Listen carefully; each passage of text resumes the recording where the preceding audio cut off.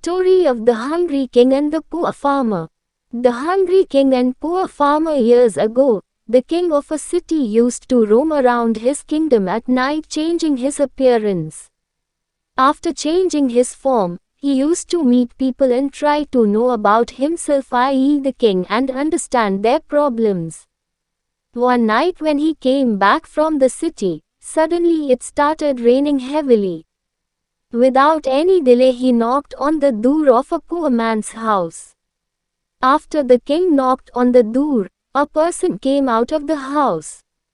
He was a poor farmer, who lived with his wife and children. The rain was heavy. The farmer asked the king to come inside. After entering the house, the king asked, "Can you feed me something? I am very hungry." That poor farmer and his family were hungry for 3 days and there was not a single grain of food in his house. The farmer thought in his mind that even though we are hungry, we cannot keep our guest hungry like this.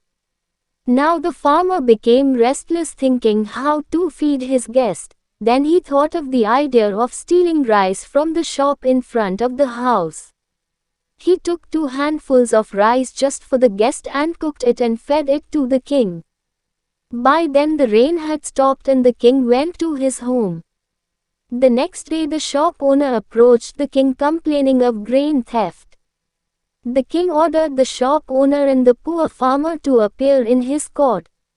The farmer, who reached the meeting first, went before the king and confessed to his theft and told the king the whole story of the previous night.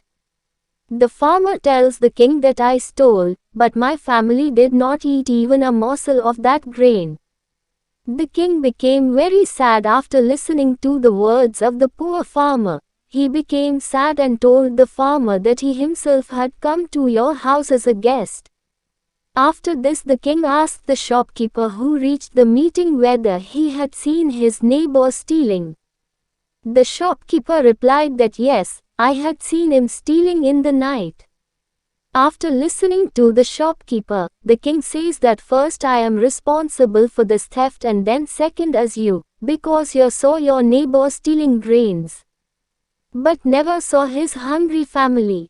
You don't fulfill the duty of being your neighbor at all, got it? After saying this, the king asked the shopkeeper to leave the meeting and, seeing the farmer's hospitality and loyalty, gave him 1,000 gold coins as a reward.